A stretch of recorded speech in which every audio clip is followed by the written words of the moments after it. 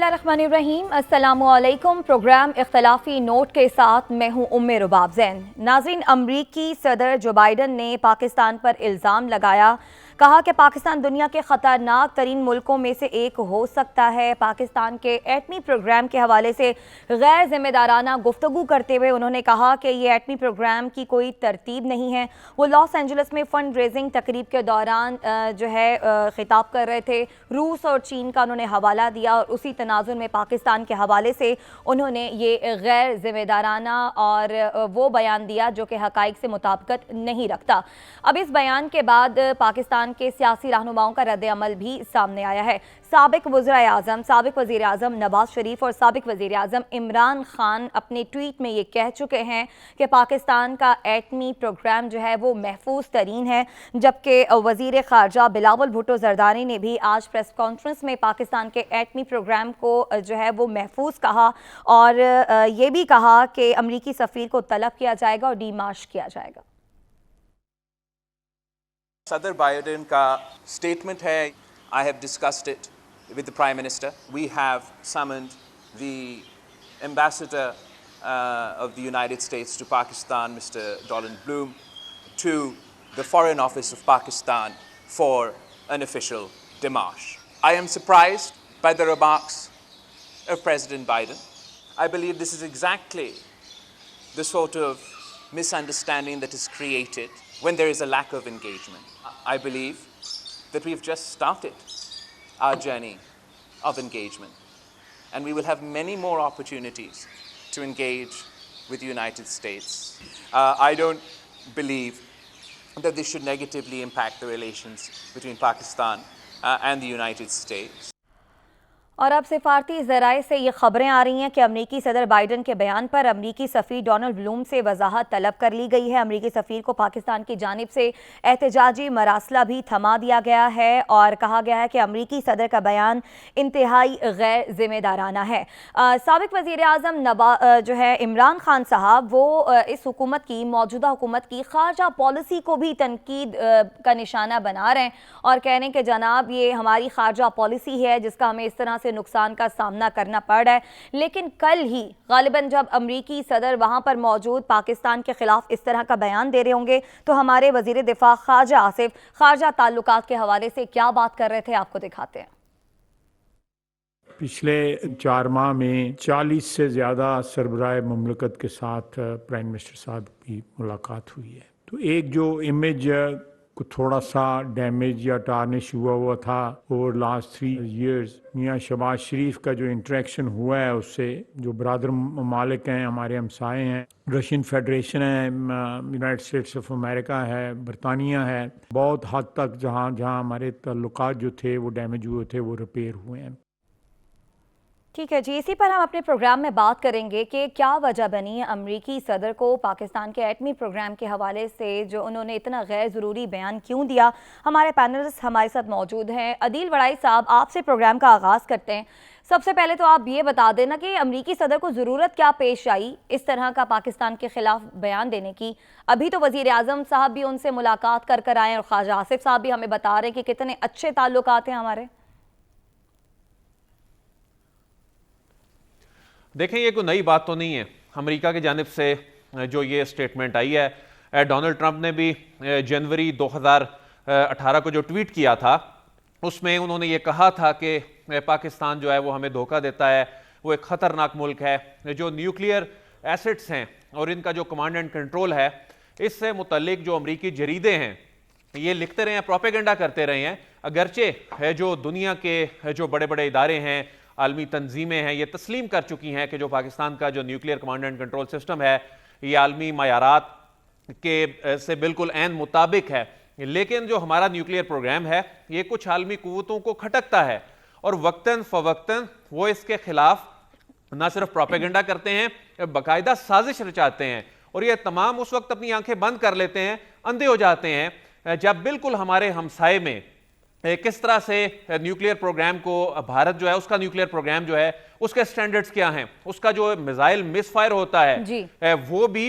इसी प्रोग्राम का ही एक हिस्सा होता है। इसके अलावा जो यूरेनियम चोरी के वाकयात रिपोर्ट होते हैं उनको इस तरह से हाईलाइट नहीं किया जाता। ठीक है, तो आप कह रहे हैं अदील वड़ाई साहब कि भारत में जो कुछ हो रहा है एटमी प्रोग्राम के हवाले से भी उस तरफ तो अमेरिका की कोई नजरें नहीं है, लेकिन पाकिस्तान के महफूज तरीन एटमी प्रोग्राम के हवाले से इस तरह का गैर जिम्मेदाराना बयान दिया जा रहा है। साबिक सेक्रेटरी खारजा एजाज अहमद चौधरी साहब भी हमारे साथ मौजूद हैं। एजाज अहमद चौधरी साहब, बहुत शुक्रिया आपके वक्त का। सर, जैसे पहले भी माजी में ऐसा होता रहा है अदील वड़ाई, जैसा कि हमें बता रहे हैं, तो ये जो बयान आया है सदर की जानिब से, अमेरिका के सदर की जानिब से, इसे हम एक रिवायती बयान समझें या इस तरह का बयान उनकी जानिब से नहीं आना चाहिए जो पाकिस्तान अमेरिका के साथ अच्छे ताल्लुकात की बात करता है? देखिए, मेरा ये ख्याल है कि बयान तो बिल्कुल जिस तरह आपने अपने इब्तदाइये में कहा गैर मुनासिब भी है और गैर ज़रूरी भी है, क्योंकि अगर आप पाकिस्तान के एटमी प्रोग्राम की तारीख देखें पिछले 15-20 साल का कम अज़ कम, तो हमारी तरफ से कोई किसी किस्म की भी एटमी हथियारों के फैलाव की कोई बात नहीं, प्रोलिफरेशन की कोई बात नहीं हुई। हमारी पावर जनरेशन सारी उसके ऊपर है। एजाज साहब, आपको मेरी आवाज़ आ रही है?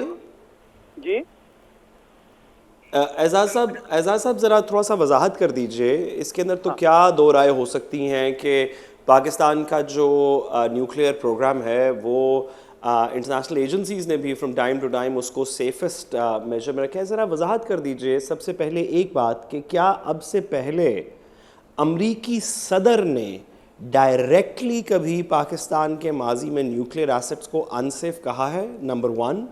और नंबर 2, जबकि हम जानते हैं कि हमारे न्यूक्लियर एसेट्स सेफ हैं और बहुत से लोग इस पे बात भी कर चुके हैं, उसको अंडरमाइन करने की भी कोशिश करते रहते हैं, तो क्या ये बयान डिप्लोमेटिक फेलियर है या इसके पीछे कोई और वजूहत है?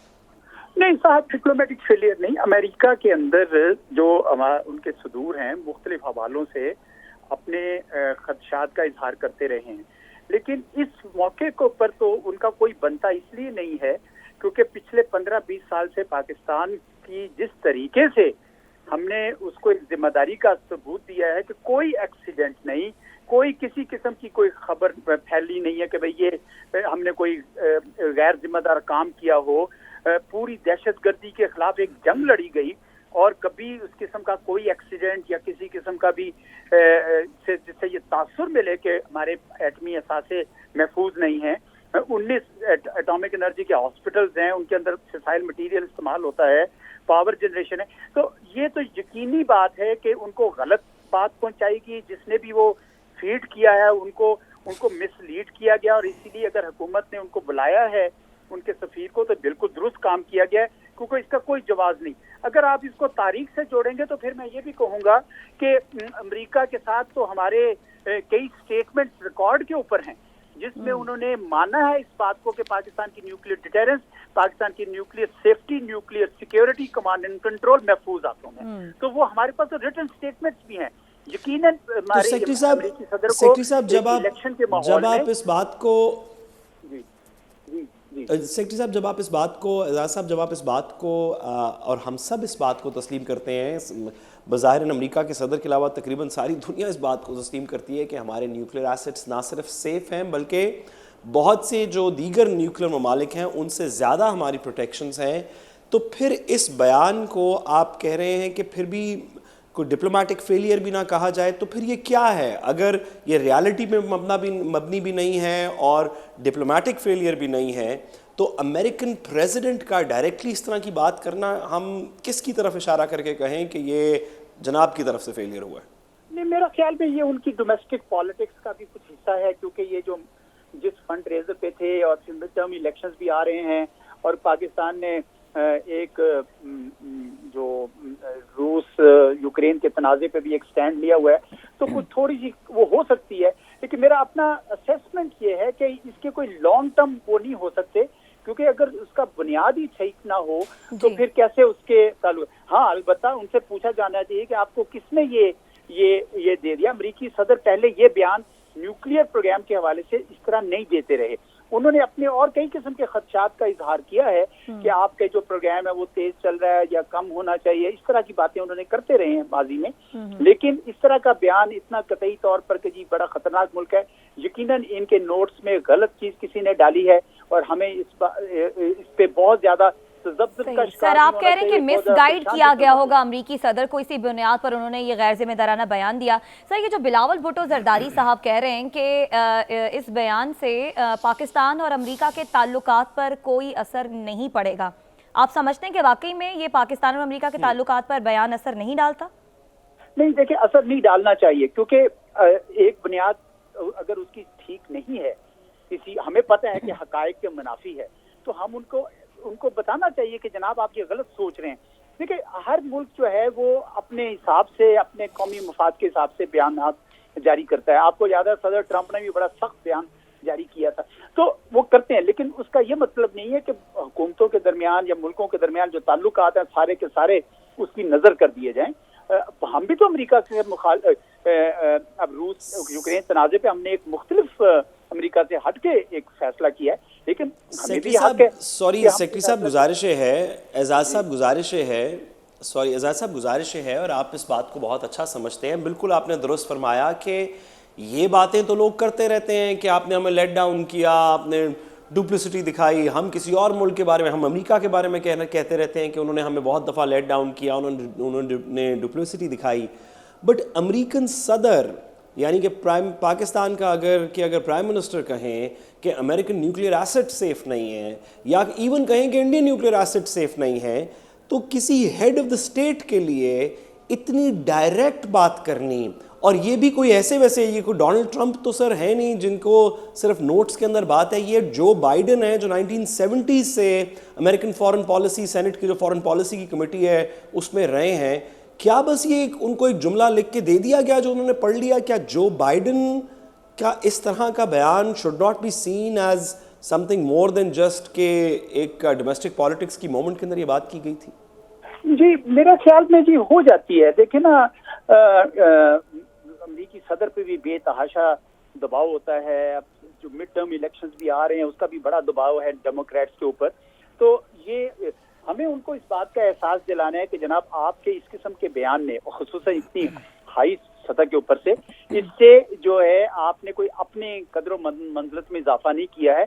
और खुसूसन जब आपने डबल स्टैंडर्ड का भी मुजाहरा किया कि हिंदुस्तान में और कुछ और दूसरी रियासतों में फिसाइल मटीरियल एक्चुअली चोरी हुए, या यूरेनियम चोरी हुआ, या जिस तरह उनके एक मिसाइल बरामोज हमारे मुल्क में आन गिरा, तो उनके ऊपर तो आप खामोश हैं। तो ये बातें हमें उनको बताने का, इसको मौके को इस्तेमाल करना चाहिए ताकि उनके फैक्ट्स। बिल्कुल एजाज अहमद चौधरी साहब, आपने बड़ी अच्छी बात की कि हमें मौके को इस्तेमाल करना चाहिए। क्या बेहतरीन तरीका होगा कि अमेरिका को हम ये रियलाइज करा सके कि जनाब आप जो बात सोच रहे हैं वो बिल्कुल गलत है। इस मौके का अब पाकिस्तान इस्तेमाल कैसे कर सकता है?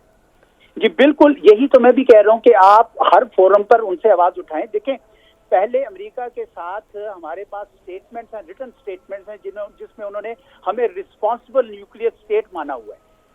तो ये एकदम से ये कैसे बदल गया सारा? तो ये सारा रिकॉर्ड निकालना चाहिए। एजाज साहब, मैं बसद एहतराम माजरत के साथ गुजारिश करूं सर।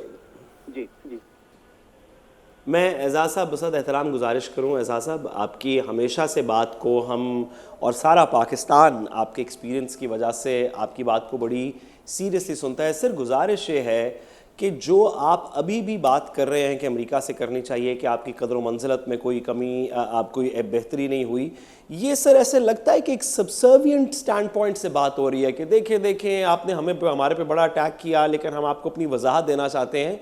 हम क्यों नहीं खुल के बात कर रहे कि आप गलत हैं, आपको माफ़ी मांगनी चाहिए, और जब तक आप नहीं मांगेंगे हमारी रिलेशनशिप आपके साथ दुरुस्त नहीं होगी। अमेरिकन प्रेसिडेंट का एक पब्लिक बयान है, ये कोई छोटी सी डिमार्श या किसी थिंक टैंक पॉलिसी ने कोई पेपर नहीं पब्लिश किया।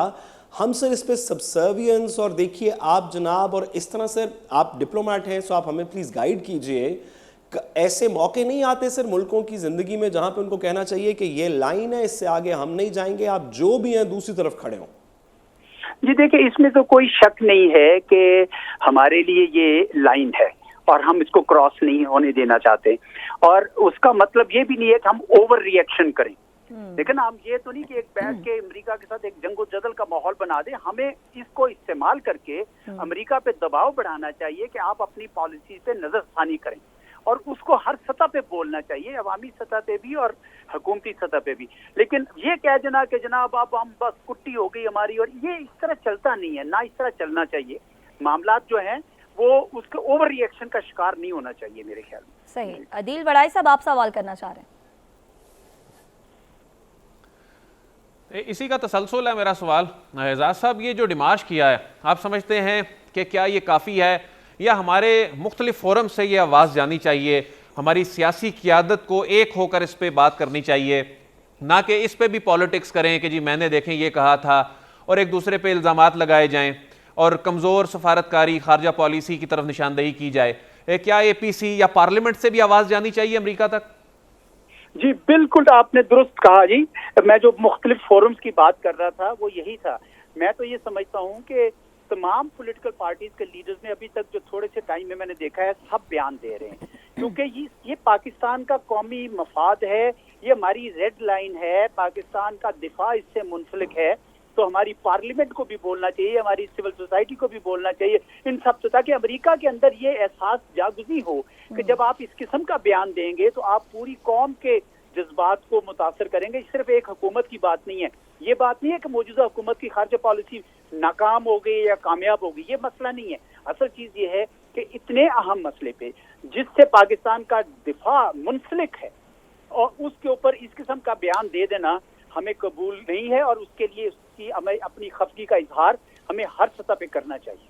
ठीक है, बहुत शुक्रिया। साबिक सेक्रेटरी खारजा एजाज अहमद चौधरी साहब हमारे साथ मौजूद थे। उन्होंने कहा कि हमें इस मौके का इस्तेमाल करना चाहिए, अमेरिका को बताना चाहिए कि ऐसा नहीं है जैसा आप समझ रहे हैं, लेकिन हमें ओवर रिएक्ट नहीं करना चाहिए। साद रसूल साहब, इमरान खान साहब ये इस वाक़े को मौजूदा हुकूमत की खारजा पॉलिसी की नाकामी से ताबीर कर रहे हैं। आप समझते हैं कि ये जो बयान अमरीकी सदर की जानिब से आया, ये पाकिस्तान की खारजा पॉलिसी की नाकामी है? देखिए, ये कहना तो मुश्किल है कि ये खारजा पॉलिसी की नाकामी है या नहीं है, या उनके डोमेस्टिक फैक्टर्स हैं, या इमरान खान साहब क्या करते, अगर होते तो शाह महमूद साहब होते तो क्या करते, तो बिलावल साहब। देखिए, ये चीज़ें हमारी सियासत से बालातर हैं। गुजारिश ये है कि कोई भी हो, अमरीका हो, अफ़गानिस्तान हो, हिंदुस्तान हो, इंग्लैंड हो, कोई भी शख्स हो, कोई भी मुल्क हो, कितना ही पावरफुल हो, हमारी कितने ही ख़राब मुआशी हालात हों, हमें उनकी कितनी ही ज़रूरत हो, हम बहुत सी बातें सुनने के लिए तैयार हैं। डू मोर हमने 20 साल सुना, हमने कहा कि ठीक है हम करेंगे, अपनी तरफ से पूरी कोशिश कर रहे हैं। वॉर ऑन टेरर के ऊपर हमने हर महीने बातें सुनी, हमने हर चीज़ के ऊपर, उन्होंने कहा कि अपनी इकोनॉमिक पॉलिसीज़ ठीक करें, हमने अपने डोमेस्टिक कवानीन बदल दिए। उन्होंने कहा कि IMF की बात जब तक नहीं मानेंगे ये बात आगे नहीं चलेगी, हमने अपने फाइनेंशियल मैकेनिज्म्स बदल दिए। उन्होंने कहा जब तक आप ये टेरर फाइनेंसिंग के ऊपर बातें नहीं करेंगे, FATF से नहीं निकलेंगे, हमने कानून साजी कर दी हर तरफ, फ़ौज इन्वॉल्व हुई, हुकूमत इन्वॉल्व हुई, अवाम इन्वॉल्व हुई, सब ने मिलकर ये काम किया। लेकिन ये नहीं हो सकता कि कोई मुल्क भी, उसका कितना ही बड़ा ओहदेदार भी हो, वो खड़ा होकर बग़ैर किसी वजह के पाकिस्तान के न्यूक्लियर एसेट्स को अनसेफ कहे। ये किसी सियासतदान की नहीं, इमरान खान साहब की नहीं, शहबाज शरीफ साहब की नहीं, किसी रियासत के इदारे की नहीं, ये पाकिस्तान की रेड लाइन है। मैं एजाज साहब की बात, एजाज साहब बहुत सीनियर डिप्लोमेट हैं, तो मैं ज़्यादा डिसएग्री नहीं करना चाहता, लेकिन मेरा नहीं ख्याल कि इसके अंदर इस तरह की सब्सर्विएंट टोन होनी चाहिए कि देखिए आपने ये किया, हम आपको बता रहे हैं। वो स्टेटमेंट्स किधर गई जो हमने इकट्ठी दी थी? कभी कभी इंसान को थोड़ा खड़ा होना चाहिए अपने पैरों के ऊपर, कोई टांगों में, जिसको पंजाबी में कहते हैं ना कि सत्तू होने चाहिए देने थोड़े जाए।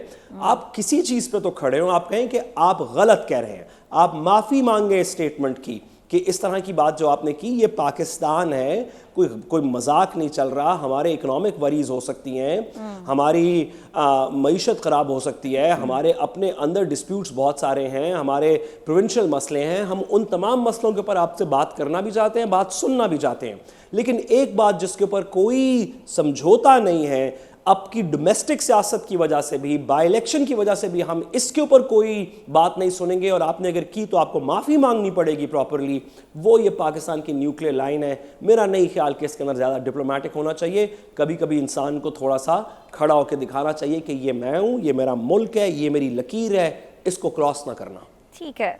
अदील बड़ाई साहब, इससे पहले डू मोर का मुतालबा, उसके बावजूद अफ़गान जंग से किस तरह से अमेरिका को अफ़गानिस्तान से निकाला, पाकिस्तान ने इसमें मदद दी, वो सबके सामने। उसके बाद अब एक नया मुतालबा सामने आ रहा है, पाकिस्तान की जानिब से डीमार्च किया गया है अमरीकी सफ़ीर को। क्या ये काफ़ी है? मेरे ख्याल में ये नाकाफ़ी है और इस पे ये नहीं है कि डिमार्च करके इस मामले को ख़त्म कर दिया जाए। इसमें पार्लिमान के फोरम से आवाज़ जानी चाहिए, या आवाज़ हो के हमारी तमाम सियासी क़यादत को इस पे पाकिस्तान से एक पैगाम जाना चाहिए, क्योंकि अमेरिका को भी पता है, मगरिब को ये पता है कि हमारा जो एटमी प्रोग्राम है वो उसका जो कमांड एंड कंट्रोल सिस्टम है वो कितना महफूज है। जो आलमी एजेंसीज हैं उनकी जानिब से ये रिकग्निशन है। उन्हें भी मालूम है कि जो भारत के हवाले से उन्होंने आंखें बंद कर रखी हैं, ये इसके बावजूद वो इस पर सियासत कर रहे हैं। भारत उनका जो एक स्ट्रेटेजिक जो शराकतदार है, और उन्होंने ये खुद कहा है और वो ये कहते हैं उनकी जो बायसनेस है इस मामले पे पूरी दुनिया के सामने है। लेकिन पाकिस्तान को इस मामले पर ना सिर्फ मुख्तलिफ फोरम्स पे उठाना है, डिमार्च किया है, पाकिस्तान से तमाम सियासतदानों को इकट्ठा होके एक आवाज़ जो है वो पहुंचानी चाहिए मगरिब तक। क्योंकि जब हमारे सियासतदान खुद ये बात करते हैं ना कि देखें जी फलां के बच्चे बाहर हैं, इनकी जायदादें बाहर हैं, ये किस तरह से एटमी जो नहीं डाल सकते हमारे जो एसेट्स हैं इनकी हिफाजत करेंगे, इनके कमांड एंड कंट्रोल सिस्टम पे जो हमारी अपने पॉलिटिशियन सवाल उठाते हैं, हमारी जो अपनी सियासी क़यादत है उसको भी देखना चाहिए कि ये रेड लाइन है, ये जो पाकिस्तान की जो सॉवरेनिटी है उसकी ये गारंटी है। अब भी आने वाले दिनों में मुझे लग ये रहा है कि इस पर सियासत होगी। आने वाले दिनों में मुझे लग ये रहा है कि ये बयानिए की जो जंग चल रही है, इसमें चाहे हुकूमत की साइड है चाहे अपोजिशन की साइड है, उसमें इसको इन्वॉल्व किया जाएगा और इसको बयानिए से जोड़ने की कोशिश की जाएगी। आज भी जब बिलावल साहब की प्रेस कॉन्फ्रेंस हो रही थी, या अब जो मुख्तलिफ ट्वीट्स का सिलसिला शुरू हो चुका है दोनों जानिब से, उसमें इस रेड लाइन को, इस अहम इशू को उस सियासत की नजर नहीं करना चाहिए, बल्कि एक जुबान हो के पैगाम जो है दुनिया तक जाना चाहिए। दुनिया को मालूम है, लेकिन ये एक साजिश है, ये एक प्रोपेगेंडा है, ये एक सोचा समझा एक मजमूम, ये एक जो साजिश है, मुहिम है जो चलाई जा रही है, क्योंकि ये हमारा प्रोग्राम खटकता है, बहुत सी कुव्वतों की आंख में खटकता है, और ये इसके रोल बैक के हवाले से मुख्तलिफ प्लान बनाते रहते हैं। ये पहली मरतबा नहीं हुआ, जब GHQ अटैक हुआ उस वक्त भी ये प्रोपेगेंडा शुरू किया गया था। उसके बाद ये प्रोपेगेंडा जब मौलाना फजलुर रहमान ने जब एक स्टेटमेंट दिया था कि जी तालिबान जो हैं वो बिल्कुल करीब आन पहुंचे हैं, उस वक्त मगरिब की जानिब से इस पे बहुत कुछ लिखा गया था, कहा गया था। फिर डोनाल्ड ट्रंप ने भी बड़ा सख्त स्टेटमेंट दिया था, अगरचे वो एटमी असासों के हवाले से नहीं था, लेकिन उन्होंने भी पाकिस्तान को खतरनाक मुल्क करार दिया था।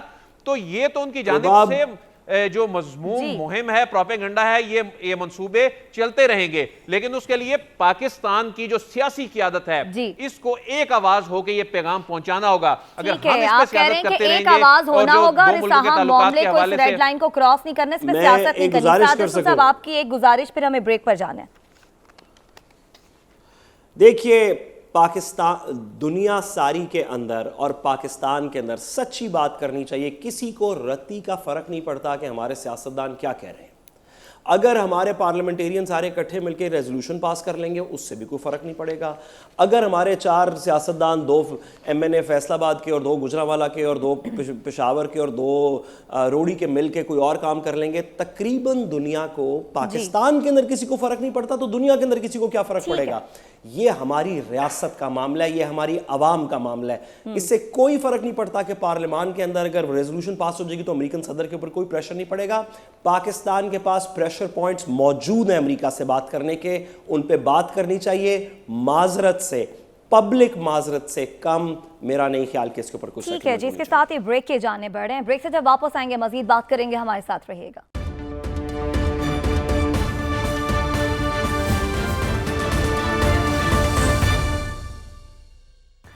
वेलकम बैक नाज़रीन। मौजूदा सियासी सूरत हाल में आम इंतखाबात से कबल ज़िमनी इंतखाबात को बड़ा सियासी मार्का करार दिया जा रहा है। कौमी असम्बली के 8 और सूबाई असम्बली के 3 हलकों में कल ज़िमनी इंतखाबात होंगे, और आपको बताएं कि ज़िमनी इंतखाबात वाले 11 हलकों में कुल 100 इंतखाबी उम्मीदवार हिस्सा ले रहे हैं। तो सियासी जमातें जो हैं इन इंतखाबात को सियासी चैलेंज समझकर लड़ने जा रही हैं। वहीं पर सियासी तज्ज़ियाकार ये कह रहे हैं कि जनाब इस इलेक्शन का जो नतीजा है वो आने वाले इलेक्शन का रुझान होगा, यानी कि जनरल इलेक्शन का रुझान होगा।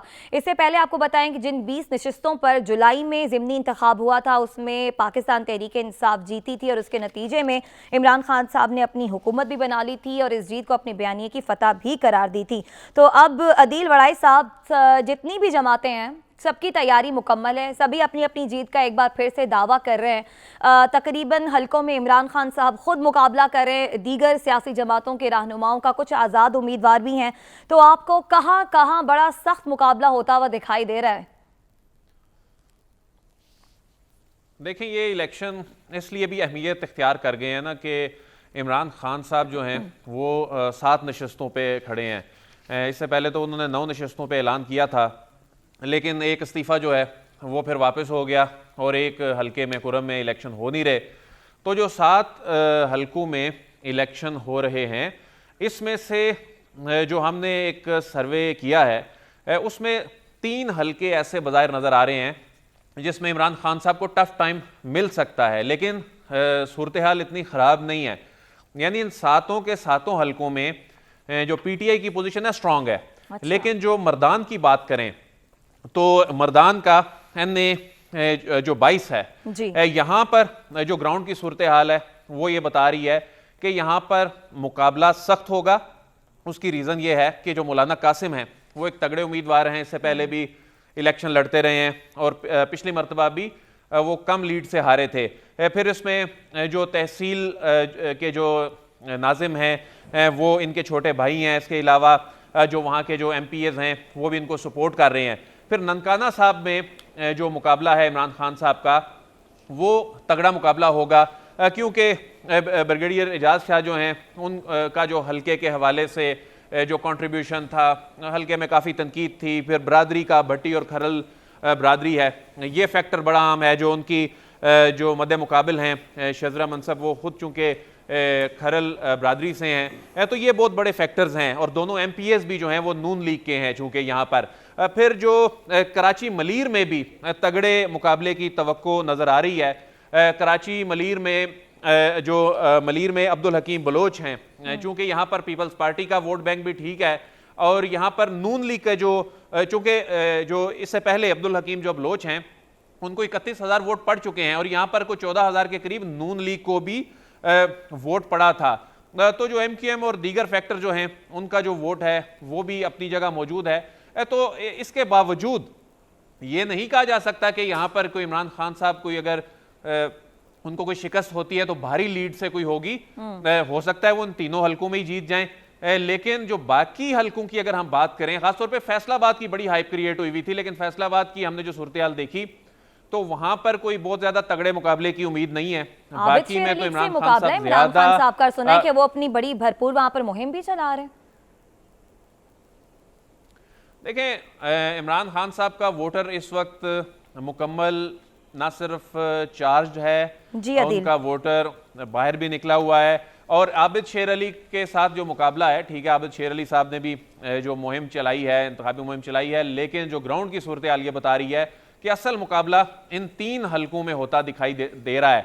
लेकिन ये जो मुल्तान वाली भी सीट है, वहां भी मुकाबला वो भी काफी लाइमलाइट में है, जो मुल्तान का हलका है। लेकिन वहां चूंकि इमरान खान साहब खुद नहीं है, लेकिन इसके बावजूद पीटीआई की तगड़ी पोजीशन वहां पर मालूम होती है। तो यूं जो 8 हलके हैं कौमी असम्बली के, इन कौमी असम्बली के 8 हलकों में कम से कम 5 से 6 नशिस्तों पे पाकिस्तान तहरीक इंसाफ और जो ग्राउंड पे मौजूद लोग हैं, जो आज़ाद तज्जिया करने वाले लोग हैं, वो ये बताते हैं, उनका एनालिसिस ये बताता है, ग्राउंड की सिचुएशन ये बताती है कि 5 से 6 सीटें निकालना कोई ज्यादा मुश्किल काम नहीं है इन 8 में से कौमी असम्बली के जो हलके हैं। जहां तक ताल्लुक है सूबाई असम्बली के हलकों की,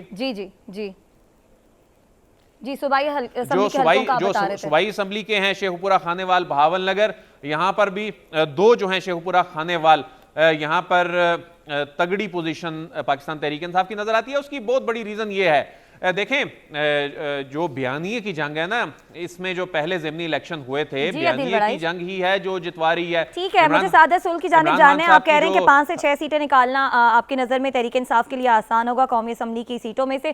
सादत सुल साहब, बिलावल भुट्टो जरदारी आज प्रेस कॉन्फ्रेंस कर रहे थे और इंतखाबात के हवाले से उन्होंने एक बात की, आपकी समझ में आई?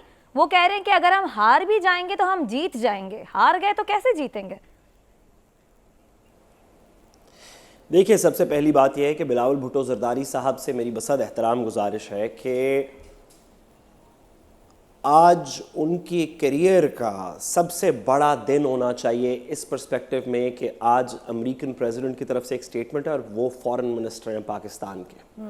सारी पीपल्स पार्टी की लीडरशिप मुख्तलिफ औकात के अंदर, मुख्तलिफ वक्त के अंदर, मुख्तलिफ हलकों के अंदर आपकी कैंपेनिंग कर रही है।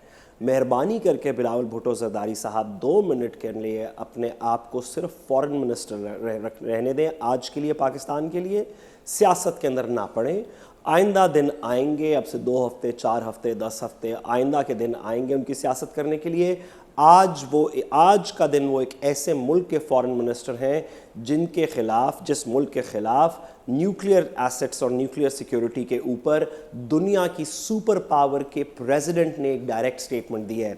मेहरबानी करके हलकों की गिनती किसी और से करवा लें और आप अपना काम फॉरेन मिनिस्ट्री वाला करें, डिप्लोमेसी वाला करें। ये बाई इलेक्शन मेहरबानी करके बिलावल भुट्टो साहब को अपने काम पे फोकस करना चाहिए, बाई इलेक्शन पे फोकस नहीं करना चाहिए। दूसरी बात जो एक्चुअल पॉलिटिक्स की बात है, देखिए पीटीआई 9 हल्के जीत जाए, 6 जीत जाए, 5 जीत जाए, इसमें अब क्या दो राय रह गई हैं कि अगर इस वक्त एक अप एंड डाउन इलेक्शन हो पाकिस्तान के अंदर तो पीटीआई इलेक्शन जीत जाएगी। अगर अब से 6 महीने बाद हो इलेक्शन, साल बाद हो इलेक्शन, तो अब उस पीरियड के अंदर क्या होगा? तहरीक इंसाफ की पॉपुलैरिटी ठीक होगी, नहीं होगी? नून लीग का कमबैक हो जाएगा, जी साद रसूल साहब, पाकिस्तान पीपल्स पार्टी किधर पहुंचेगी? हो सकता है मौलाना फजलुर रहमान साहब 300 सीटें जीत जाएं अब से साल बाद, तो हमें नहीं पता, खुदा ताला बेहतर जानता है कि साल बाद क्या होगा। लेकिन इस वक्त आज रात वो 5 सीटें जीतें, 2 जीतें, 1 जीतें, इस वक्त पाकिस्तान तहरीक इंसाफ पाकिस्तान की सबसे पॉपुलर पार्टी है। इमरान खान साहब पाकिस्तान के सबसे पॉपुलर लीडर हैं। इसके अंदर 2 सीटें एक्स्ट्रा होंगी तो भी इस बात से कोई फ़र्क नहीं पड़ेगा। राना सनाउल्लाह साहब फैसलाबाद में, दीगर लोग कराची में, बिलावल साहब कराची में, अगर कोई ऊपर नीचे करके 1-2 सीटें निकाल भी लेंगे उससे भी कोई फ़र्क नहीं पड़ेगा। कल शाम के नताइज के बाद परसों सुबह भी इमरान खान साहब इस मुल्क के सबसे पॉपुलर ठीक है जी। इसके साथ ही हम ब्रेक की जानिब बढ़े, वापस आएंगे, हमारे साथ रहिएगा।